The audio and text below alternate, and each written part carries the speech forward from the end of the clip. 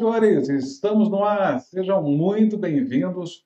Esta é uma atividade da Sociedade Brasileira de Lentes de Contato, CORE, a fotometria, uma entidade filiada ao Conselho Brasileiro de Oftalmologia.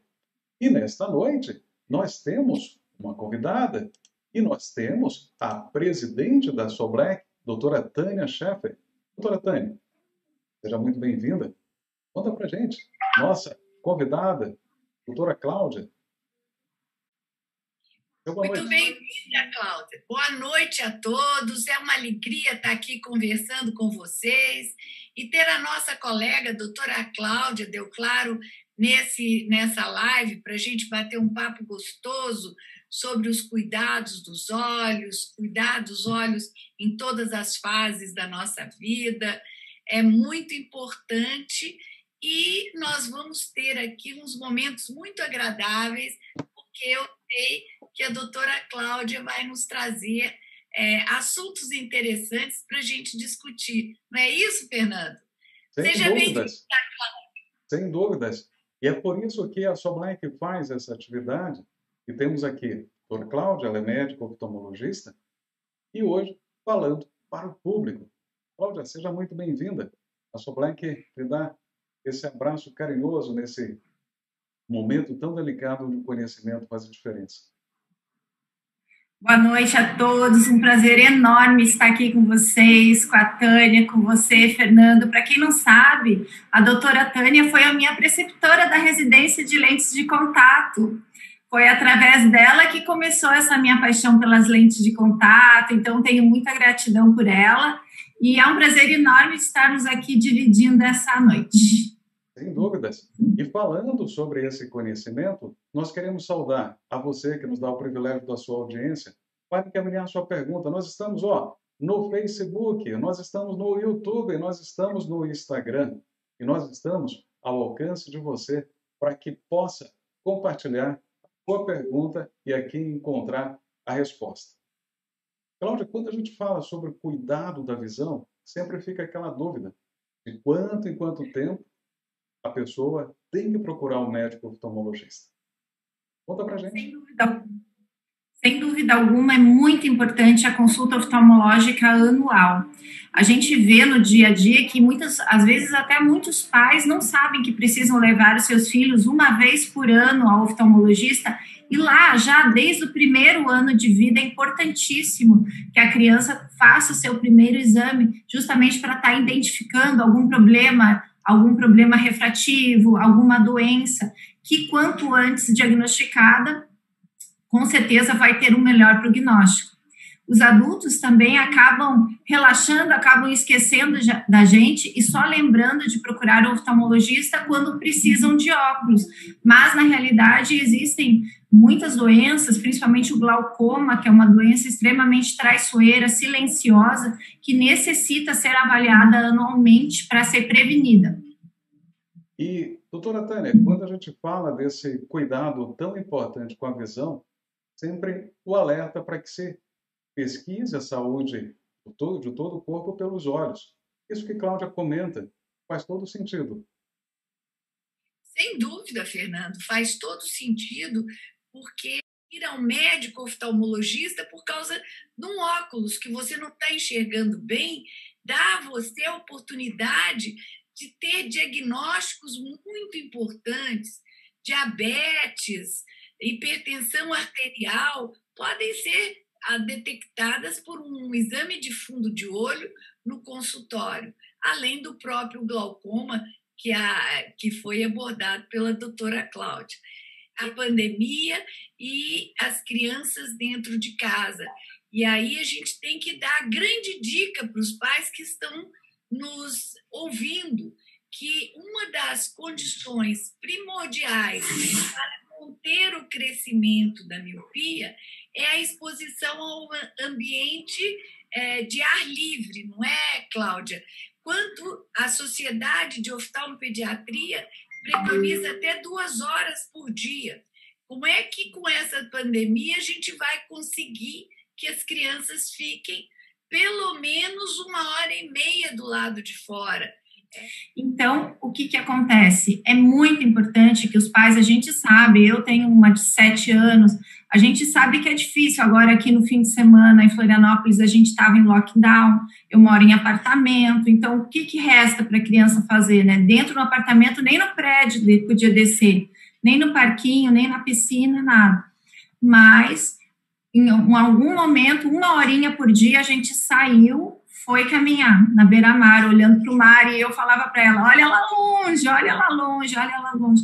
Os pais têm que ter essa percepção de que é muito importante, pelo menos, alternar um pouco. A criança vai ficar em homeschool algumas vezes, vai ficar olhando o celular, mas ela precisa ter essa alternância, ela precisa olhar ao longe pelo menos 1 hora ao dia, mais ou menos, né? E outra coisa que eu acho fundamental também, que faz toda a diferença, é que se os pais tiverem essa noção, que se a criança vai ver, às vezes, a aula no celular, ou às vezes um filme, uma série, ele pode substituir pela televisão, pela Smart TV. E isso a criança já passa de olhar para perto para olhar para longe. E vai aliviar muito essa tendência à miopia. Você falou uma coisa importantíssima. E você reparou como nós estamos falando essa palavra importante aqui? É porque realmente é importante a gente dar essas dicas para que as pessoas que estão nos assistindo absorvam essa informação que nós estamos dando. O que você acabou de dizer para eles, né, Cláudia, é que há possibilidade do espelhamento do tablet, do computador ou mesmo do celular que a criança está usando para ver a aula na televisão. Isso vai fazer o quê? Que ela se sinta como se ela tivesse num ambiente mais amplo, imita até a sala de aula. Ela não vai ficar grudada, porque o outro fator, que é além do ambiental, é o fator acomodativo. Quando você olha muito de perto, você está fazendo o quê? Forçando os olhos a se unirem e acomodarem para ver melhor de perto. E se você afasta o objeto da visão, ele já vai tomar um outro tipo de posição, relaxando a musculatura. E isso que a gente chama de acomodação é um dos fenômenos que pode provocar o crescimento do olho. Miopia é olho grande. Nós não queremos olho grande. E é por isso, Cláudia, nós queremos só esse olho grande que você tem aí, lindo, maravilhoso. O de fora, não queremos ele grande por dentro, não é isso, Cláudia? Exatamente. Hoje em dia, essa miopia, existe esse termo, né, miopia acomodativa, que é provocada justamente pelo excesso de esforço acomodativo.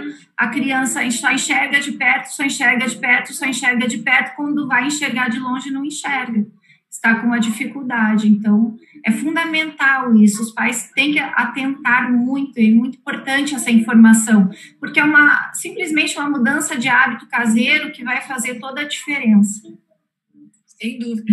Sabe que hoje uma das coisas que a gente está preconizando no exame oftalmológico da criança é medir o tamanho do olho, porque a medida é um nome complicado aí para vocês, mas em mediquês a gente chama de biometria. Biometria é o tamanho do comprimento do olho. E quando a gente tem o conhecimento dentro do consultório do tamanho do globo ocular da criança, pelas medidas padrões, a gente já vai estar de forma precoce avaliando se essa criança vai ter potencial de crescimento da miopia. E aí, uma das tendências modernas é, pelo diagnóstico precoce, já nos posicionarmos em relação até de tratamentos. Coisa importante, né? E, Cláudia, e para falar sobre tratamento, chegou uma pergunta aqui bem interessante. Primeiro, sobre esse cuidado tão necessário para os olhos de ter a oportunidade para poder espelhar, principalmente quem está nos acompanhando, por isso que hoje a Soblac está fazendo nessa multiplataforma, no tamanho 16:9, para que a pessoa possa também espelhar. Aí veio uma pergunta curiosa aqui, que diz o seguinte: está correto não usar óculos de sol para controlar a miopia?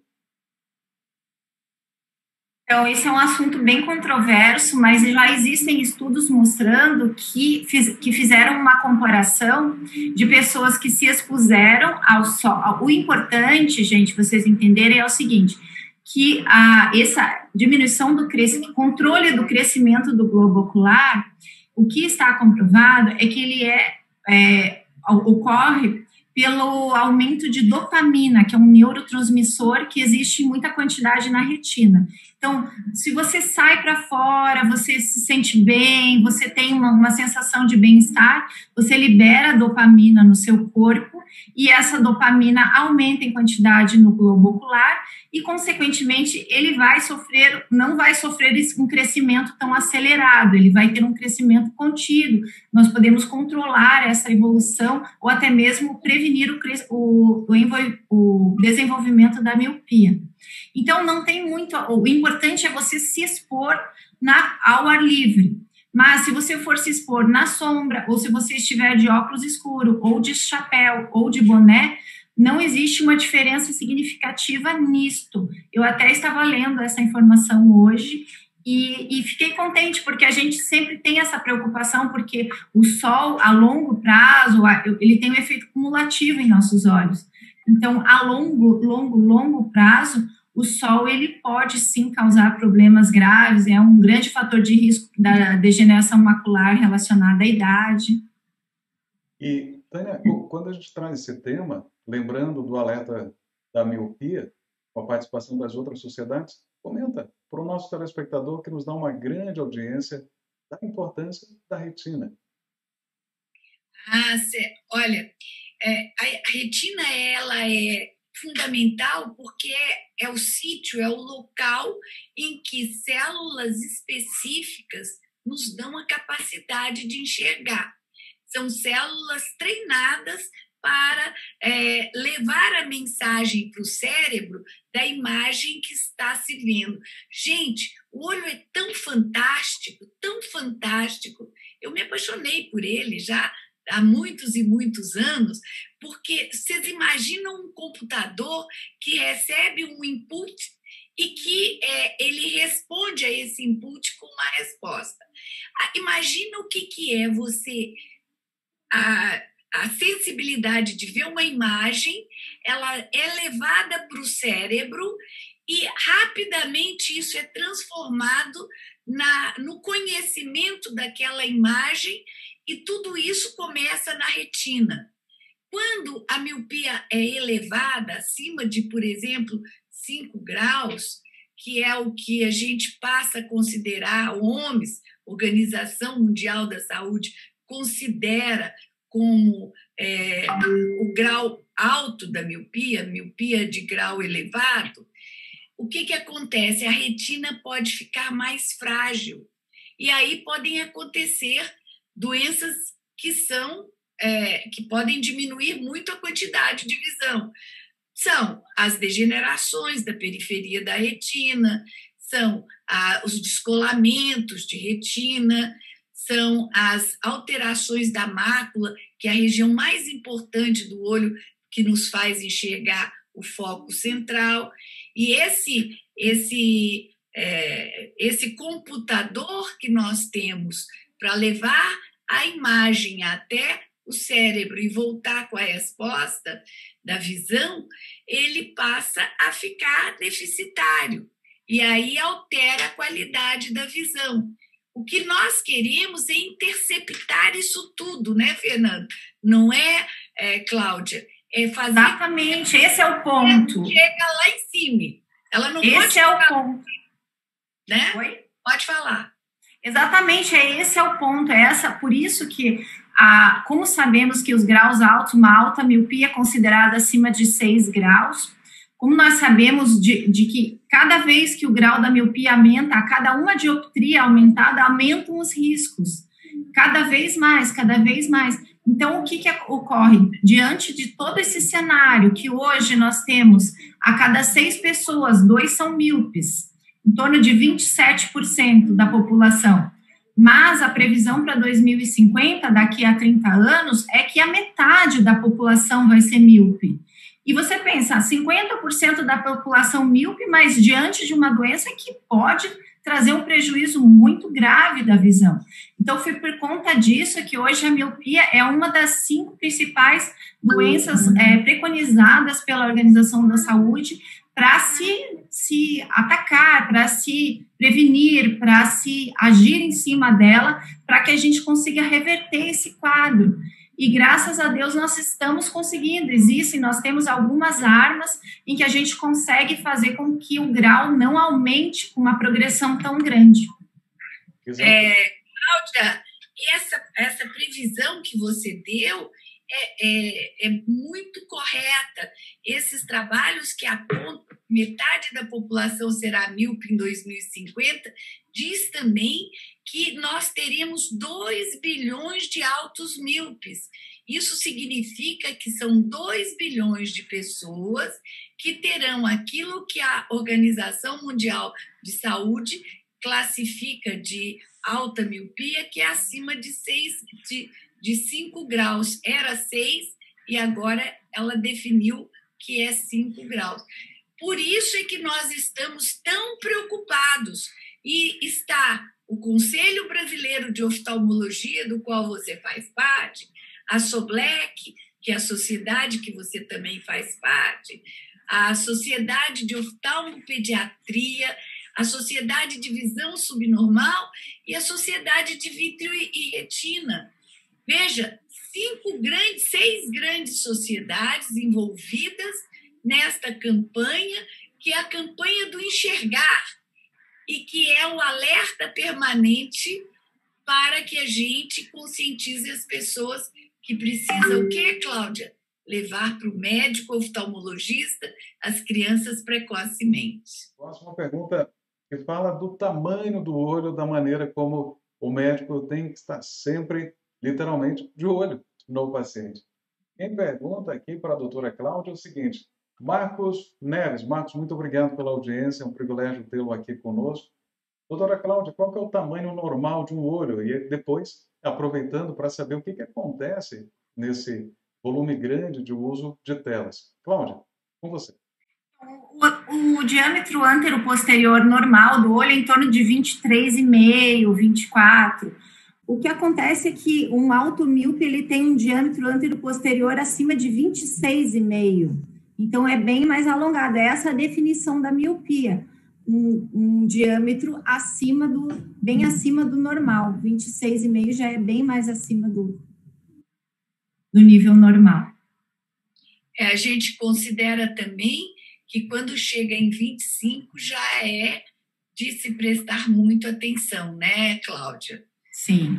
E aí, por isso que conhecer precocemente o tamanho do olho é fundamental. E uma outra pergunta que chegou aqui para a gente, também muito interessante, falando sobre telas. Quem faz é a Roberta Giacomo. Roberta, muito obrigado pela audiência. Essa é uma atividade oftalmologista responde da Sociedade Brasileira de Lentes de Contato, Córnea e Refratometria. Ela diz o seguinte: doutora Cláudia, existe alguma proteção que possamos colocar nas telas para minimizar os danos aos olhos? Ainda existe bastante controvérsia com relação a essa preocupação da luz azul. Não há nada comprovado de que a luz azul emitida por celulares, por telas de computador, pela luz fria, que ela possa trazer alguma doença ocular, como doenças na retina, doenças graves que poderiam levar à cegueira. Mas então, no caso de protetores de tela, não há essa necessidade. O que nós vemos hoje em dia são os filtros de proteção da luz azul nas lentes dos óculos. E os pacientes realmente referem que, usando um óculos com o filtro de proteção da luz azul, eles têm uma melhora na fadiga ocular causada pelo computador. mas não seria no sentido de prevenir doenças. Na verdade, a nossa preocupação, Roberta, é que talvez você não está compreendendo, é assim, não é o fato de da criança ficar muito tempo na frente da tela por questão da luz da tela. Não é a luz do computador, não é a luz do celular que vai causar a miopia, e sim o esforço acomodativo. É o fato da criança ficar olhando para próximo por muito tempo. As crianças hoje em dia já, desde bebê, de colo, 6 meses, elas já gostam da Peppa, elas já pegam o celular, então é isso que acontece, ficar por muito tempo, muitas horas por dia, semanas, meses, anos e anos e anos, com aquele esforço acomodativo exagerado, fará com que o seu olho comece a se alongar mais e provoque a miopia. Tânia, são perguntas muito importantes que o nosso público faz, e principalmente das telas, hoje estão visíveis. Eu lembro que quando as lives começaram, era algo muito direto, muito chapado. Depois a gente começou a colocar elementos gráficos para justamente acalmar um pouco os olhos. Mas essas observações são importantes, até pelo tempo excessivo de tela que a gente fica. Uma pergunta que chega aqui para a nossa convidada, e vai falar sobre o ato de piscar. Mas antes, sabendo o seu conhecimento em relação ao ambiente iluminado, conta para a gente, e daqui a pouco já tem uma nova pergunta para a doutora Cláudia Del Claro. Não tenha dúvida que... Para a Cláudia ou para mim, Fernando? Você vai falar sobre a questão do ambiente e depois vem uma questão para a Cláudia. Prepare esse terreno aí à luz da chamada ergo-oftalmologia. Realmente, a gente tem que observar muito o nosso ambiente de trabalho, onde a gente passa a maior parte do tempo, e nós temos hoje uma quantidade de pessoas que, quer seja em casa, em home work, quer seja na indústria, nos administrativos, eles passam muito tempo no trabalho. Alguns fatores são importantes serem observados. Primeiro, é se a iluminação do posto de trabalho ela é homogênea. É importante que não haja uma luz que venha de frente nem de trás para fazer com que haja uma alteração muito grande do tamanho da pupila. Vocês já observaram que quando a luz é forte, a pupila fecha? E vocês já observaram que quando você está num ambiente mais escuro, a sua pupila dilata? Quando isso acontece várias vezes, em pouco tempo, o número de incursões de dilatar a pupila e de fazer com que ela se contraia seja muito grande, ou seja, se eu tenho muitos contrastes de luz em volta do meu computador, eu vou estar fazendo esse esforço de abrir e fechar a pupila muitas vezes. Isso leva a um fenômeno de cansaço ocular, tem um nome muito bonito, chamado astenopia. E isso faz com que as pessoas percam a atenção no trabalho, diminuam a produtividade. Então, Fernando e Cláudia, que sabem muito bem disso, a iluminação homogênea no trabalho ela é muito importante. Ótimo. E agora, Cláudia, vê essa pergunta aqui que é bem curiosa. Doutora Cláudia, quando nós estamos durante muito tempo olhando para a tela, o olho começa a ficar vermelho, começa a incomodar. Isso tem nome? Cansaço visual na frente do computador, né, uma síndrome já muito bem estabelecida, causada justamente por várias coisas, pelo hábito, porque quando nós estamos na frente da tela, nós ficamos tão concentrados com o assunto, com a imagem e tal, que a gente pisca menos que o normal.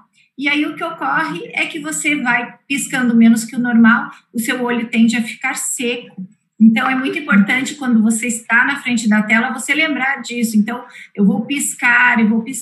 Tem uma outra dica que eu dou também, é que você colocar você está sempre olhando para baixo.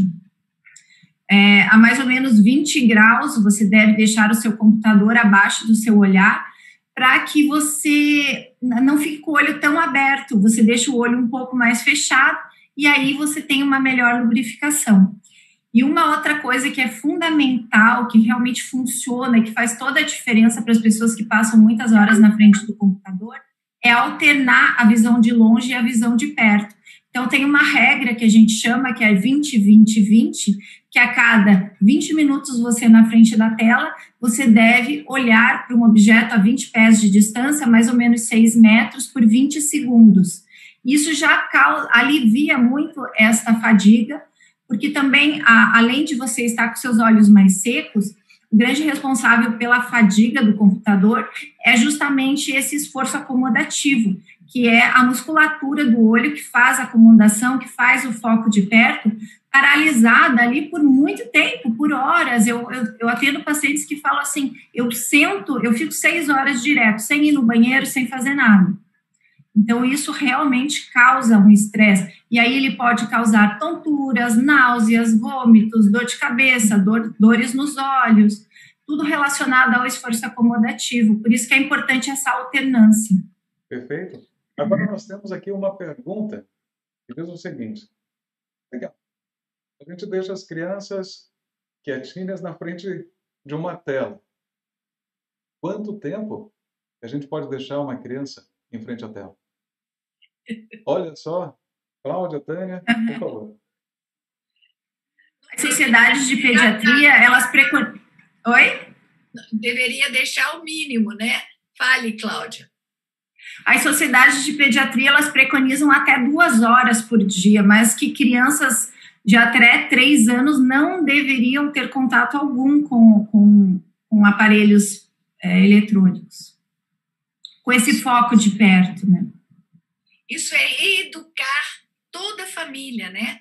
Porque a gente vê que o celular resolveu o problema do casal que está com a criança num restaurante ou está dentro do carro, o celular com um filmezinho infantil, ele é usado, inclusive, para as crianças de meses. 9 meses, eles já estão segurando o celular dentro do carrinho. E a gente precisa, não é, Cláudia, abolir esse hábito. Isso é uma das grandes batalhas que nós temos pela frente, um grande paradigma. Com certeza. E nesses paradigmas das crianças, Cláudia, aproveitando o seu complemento, uma outra pergunta que é interessante é o seguinte. É comum a gente observar pela internet, no feed do Instagram, aparecer uma questão de treine os seus olhos para que a miopia fique distante. A pergunta é, fazer exercício ocular controla a miopia? Não há nada cientificamente comprovado, não há uma sustentação científica, uma evidência científica que os exercícios oculares, eles controlem a miopia, ou que eles curem a miopia, que eu já ouvi falar, muitas pessoas me falando isso, que, eu vou fazer exercício porque eu vou curar da miopia. Também tem uma vertente desta mesma linha dos exercícios, que eles falam assim, que você deve se exercitar os seus olhos e você deve sempre corrigir um pouco a menos. Isso também não tem sentido nenhum, você deixar a pessoa com um grau mais fraco do que ela necessita, para que ela exercite, para que o grau não aumente. Os exercícios oculares que nós recomendamos são aqueles exercícios para pessoas que têm insuficiência de convergência, que têm estrabismo, sim, eles são super eficientes, mas para o controle da miopia não há nada comprovado. Quando a gente traz essa pergunta, o alerta da miopia tem mais sentido. Não tenha dúvida, Fernando. A gente se preocupa muito com essas mensagens que falam exatamente sobre esse tipo de exercícios, que exercícios vão curar não só a miopia, mas existe tratamento por meio de exercícios para resolver o problema de catarata e coisa e tal. A medicina não tem conhecimento e nem preconiza essas atividades. Ela, ao contrário, se assusta quando vê pessoas seguindo esse tipo de orientação. Em relação à miopia, o que nós temos que fazer é o diagnóstico precoce. Não é isso, Cláudia? Diagnóstico precoce, e aí sim, com as terapias que existem, que podem ser por meio de terapêutica de medicamentos, terapêutica por meio de uso de lentes de contato e o controle ambiental, né? Fala um pouquinho por disso, Cláudia. Exatamente. O colírio, que nós temos feito um tratamento com colírio, atropina a 0,01% nas crianças que têm o diagnóstico de miopia, crianças pequenas, e isso faz com que se retarde a progressão da miopia em até 50% ao longo de um ano. Então, é muito significativo. Aquela criança que teria um aumento de quase 1 grau por ano, ela vai acabar tendo meio grau ou menos até.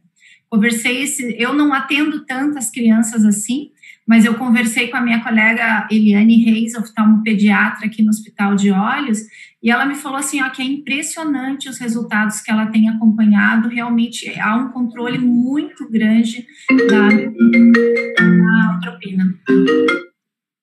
E essa foi a pergunta da Roberta, que ela pediu para que pudéssemos comentar sobre a atropina. E tem uma outra pergunta aqui. A partir de qual idade? Fernando, antes dessa pergunta, complementando o que a Cláudia falou, que é de relevância, eu gostaria de alertar a todos que estão nos ouvindo que a automedicação, nesse caso, é extremamente condenável. Primeiro, que não existem colírios com diluição de atropina. E os colírios que existem no mercado, eles não podem ser usados com essa finalidade. A criança tem que ser estudada, tem que ser definido se realmente aquela miopia está aumentando. Só o médico oftalmologista pode fazer isso. E quando ele prescreve a diluição, que a doutora Cláudia acabou de dizer, é por receita médica, porque essa diluição ela é feita em laboratórios que fazem a diluição. Ela não pode ser doméstica, nem o próprio médico pode fazer esse tipo de diluição no seu consultório, imagina só. Então, por favor, nós estamos aqui esclarecendo e dando notícias. Vocês precisam saber, porque quando vocês forem ao consultório do oftalmologista e ele falar para vocês que o seu filho tem indicação a uma terapêutica com colírio, vocês já estão informados. Mas é importantíssimo, vamos dizer mais uma vez essa palavra, que vocês não automediquem seus filhos. Por favor. Não é isso, Cláudia? Exatamente, não, porque até esse colírio, se você usar, os estudos mostram que usado em doses a mais altas do que realmente está sendo preconizado, que foi aceito como tratamento efetivo, você pode ter um efeito de rebote grande, enfim, isso não há nem o que discutir, com certeza a prescrição tem que ser médica, tem que ter a indicação do médico e o acompanhamento. Isso mesmo. Sim. E essa pergunta sobre o colírio era, primeiro, você pode usar sem orientação? Resposta, não. Tem que ter ciência, tem que ter conhecimento. A segunda, a partir de qual idade que o médico pode indicar o uso do colírio de atropina? Isso vai depender exatamente do acompanhamento médico. Não há uma idade específica, mas se há indicação que aquela criança tem 4 anos, tem 5 anos, não importa, mas ela mostra alteração do grau no sentido da miopização do seu olho, o médico pode intervir. Então, a decisão é médica pelo acompanhamento da progressão do grau que ele considera que vai ser perigoso para essa criança e que ela não deve chegar a um grau de alta miopia. A doutora Cláudia falou na redução de 50%. Imagina uma criança que, se ela normalmente tivesse uma progressão, uma curva de progressão, isso funciona, e as mães vão entender muito bem, funciona igual a curva de crescimento das crianças. O pediatra, quando vocês levam a criança na consulta, eles dizem para vocês, olha, vai ter 1,70 m quando ficar grande, ou vai ter 1,60 m, vamos fazer uma medicação para crescer mais, etc. e tal. A miopia já está chegando nesse nível. Então, quando o médico percebe que tem um aumento de meio, 0,75 por ano, e que a progressão dessa criança chegaria a 5, 6, 7 graus, e ele usa o tratamento, ele vai reduzir isso em 50%. Ou seja, ela vai ter 3 graus de miopia. Não é que ele vai eliminar a miopia, né, Cláudia? Exatamente isso, como a gente já falou anteriormente, faz toda a diferença, porque ela não vai entrar naquele quadro patológico da miopia, da alta miopia, que está envolvida com tantas doenças que causam a diminuição visual. Então, é uma coisa, assim, importantíssima esse acompanhamento, esse diagnóstico precoce para interceder nisso. E tem uma pergunta aqui do Panos e Copas. Muito obrigado pela audiência nessa atividade. Ela diz o seguinte, sou míope, mas a minha família não tem míope. Existe alguma situação hereditária na miopia? Cláudia? Sim, não, a miopia é uma doença genética, às vezes não é diretamente de pai e mãe, mas ele pode ter outros parentes que tenham miopia, e também agora a gente sabe que o fator ambiental ele está envolvido também no desenvolvimento da miopia. Ótimo. A Fabiana também havia perguntado, Tânia, e pode complementar, por favor. A gente sabe que quando os pais são míopes, existe uma possibilidade de em torno de 75% dessa criança ser míope, pai e mãe míope. Quando só a mãe ou só o pai é míope, existe uma possibilidade em torno de 50% dessa criança vir a ser míope. A história familiar é importante. A Cláudia falou em parentes míopes.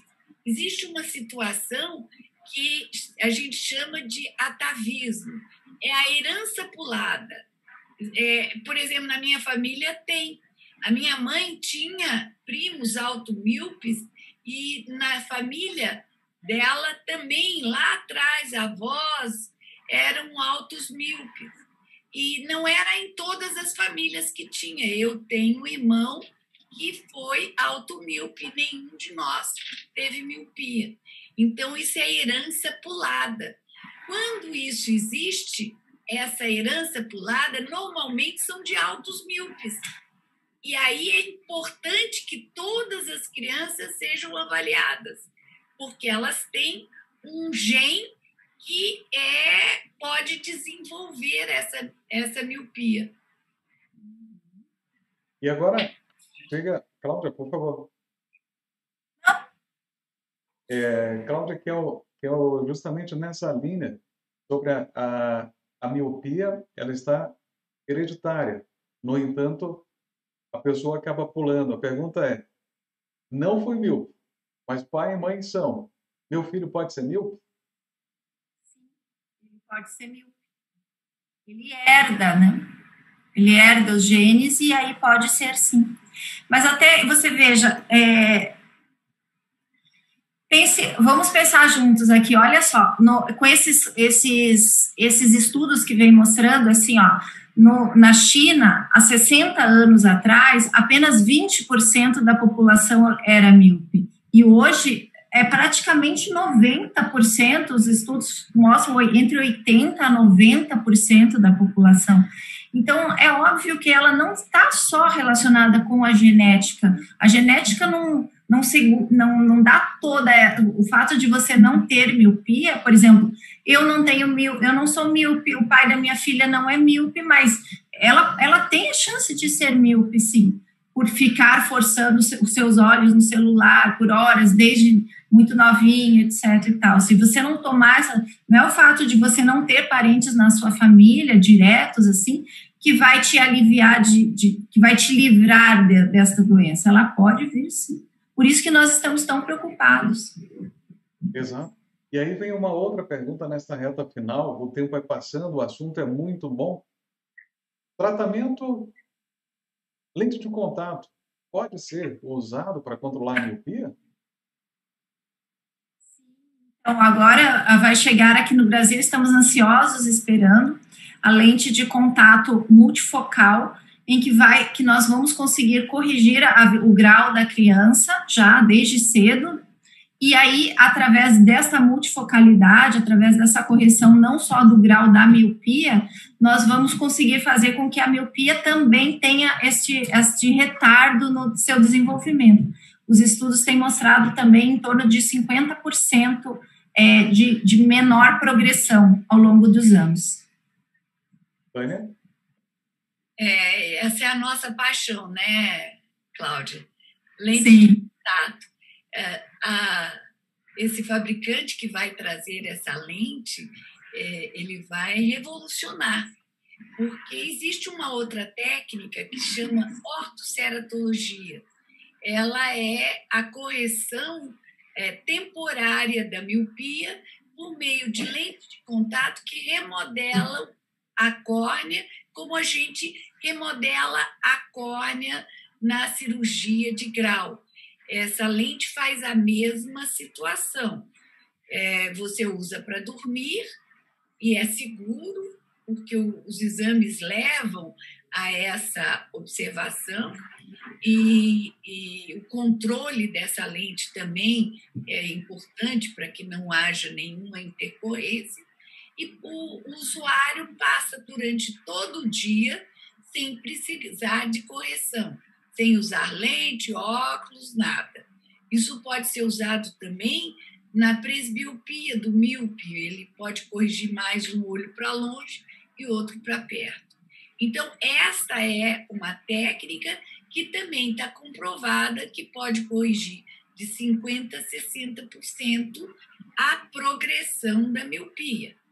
Agora, a lente gelatinosa que vem, ela vai nos dar, e já está comprovado, o mesmo tipo de correção. Ela é de uso diurno e não noturno, e ela é mais fácil de ser usada nas crianças. O acesso vai ser mais fácil. Além disso, né, Cláudia, ela é de uso único, ou seja... Tem descarte diário. Descarte diário. Você coloca a lente de manhã na criança e à noite você tira e joga fora. Isso vai dar uma segurança muito grande no controle de infecções. A gente sabe como que é a criança durante o dia, vai botar a mão no olho, etc. e tal. Então, essa lente veio para revolucionar. Mas eu tenho, Cláudia, mais uma notícia para dar para vocês. Diga. Lentes de óculos que vão estar chegando por volta de setembro, outubro, no Brasil, e que também tem esse desenho preparado para corrigir a progressão da miopia. É um pouco complexo a gente falar aqui qual é a técnica, mas o importante é que vocês saibam que se está chegando tecnologicamente a várias opções. Provavelmente a gente não vai precisar daqui a pouco tanto da medicação. E é muito melhor que isso seja feito por tecnologias que vão nos propiciar isso. Então, também temos uma lente de óculos que já está comprovadamente em uso e que vai chegar para nós no Brasil. E essa é uma das perguntas que tem aqui a doutora Cláudia. Lente de contato, óculos, colírio, usa tudo combinado?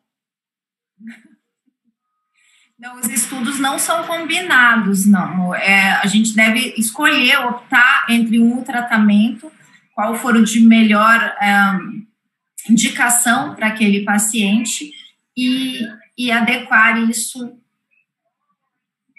mas não é combinado, não há uma sobreposição deles. Por isso, sempre é importante lembrar que é o médico oftalmologista, o profissional habilitado, para que justamente consiga saber como é que anda a saúde dos olhos e aquilo que vai ser indicado. Estamos agora nos minutos finais. Doutora Tânia, ouvindo a doutora Cláudia Del Claro, falando para este público agora ao vivo, e vai ficar sob demanda, sobre essas perguntas que todo míope deva conhecer a resposta. É prazeroso demais, principalmente lembrando do alerta permanente que a Soblec está no ar e levando essa informação para todo o território nacional. Suas considerações nesta reta final aqui nesse nosso evento, o Oftalmologista Responde, que é organizado pela Soblec. Fernando e Cláudia, eu gostaria que todos os que nos ouvem saibam que em ciência, e isso acontece na medicina, a verdade de hoje pode não ser a de amanhã. Por isso, os médicos se atualizam tanto, estudam tanto, para que eles estejam sempre atualizados conforme as pesquisas se comprovam. A gente não faz pesquisa dentro do consultório, nós aplicamos o resultado das pesquisas no nosso consultório. Por isso, procurar o seu médico oftalmologista para que ele faça o diagnóstico correto do seu olho, do olho do seu filho, da sua mãe, do seu esposo, da sua esposa, é fundamental. Era essa a mensagem final que eu gostaria de deixar para vocês. Cláudia, ouvindo tudo isso, e principalmente desse tema que tem tanto conhecimento embarcado dentro dele, conta para nós que tipo de incentivo para quem está nos assistindo agora, para quem seja paciente, para quem é familiar, esse cuidado tão importante que é feito pelo médico oftalmologista a partir dos olhos. Exato, eu acho que o que a população tem que se conscientizar de uma vez por todas é que a nossa visão é o nosso principal sentido, é o sentido que nos conecta com o mundo. E é muito, muito triste você perder a visão. Então, às vezes as pessoas estão tão na correria do dia a dia, envolvidas com o trabalho, com tantas outras coisas, acabam não dando a real importância para a sua saúde. A sua saúde visual precisa ter este acompanhamento. A saúde visual precisa ter a prevenção. Então, é muito importante que toda pessoa já, desde a partir do primeiro ano de vida, faça uma consulta, é o que eu digo, um dia que você dedique ao ano a sua visão pode te livrar de uma vida toda na escuridão. Então, que fique essa mensagem, que vocês tenham consciência disso e que vocês tenham amor aos seus olhos. Esse é o nosso objetivo, estar aqui. Com certeza, nesse amor aos olhos e principalmente a qualidade de visão, que a Sociedade Brasileira de Lentes de Contato com a Refratometria, uma entidade filiada ao Conselho Brasileiro de Oftalmologia, renova o convite. Consulte o seu médico, converse com ele, converse com a médica que lhe assista e, fundamentalmente, cuide dos olhos. A todos. Em 30 segundos, doutora Tânia, seu boa noite. Depois, Cláudia, para que a gente possa finalizar aqui o nosso evento desta noite. Boa noite a todos. Obrigada por essa audiência tão expressiva de hoje. Cláudia, eu quero agradecer a você pelo trabalho que você faz no seu Instagram, ensinando e orientando as pessoas de forma correta, de forma ética, e é assim que a gente quer que seja feita a informação. Muito obrigada, e obrigada a você, Fernando. Obrigada a todos que nos assistem. Cláudia, seu boa noite. Muito obrigada pelo convite, adorei estar aqui. Para mim foi um enorme prazer, me senti muito honrada. Agradeço muito e Muito obrigada pela audiência, por tantas perguntas. Espero realmente que a gente tenha conseguido passar a mensagem. Com certeza, a mensagem foi passada, o convite sempre para o aprendizado é contínuo. E a todos que estiveram aqui conosco, desde as 8 horas. Recebam o nosso melhor muito obrigado e fica sempre aquele alerta de que nós estamos ainda na pandemia, o vírus segue à solta e a saúde ela merece o melhor cuidado. Uma ótima noite a todos. Sigamos com alegria e cuidando bem dos olhos. Doutora Cláudia, nossa convidada de hoje, doutora Tânia, presidente da Soblec 2020 mais 2021. Uma ótima noite e até a próxima. Boa noite.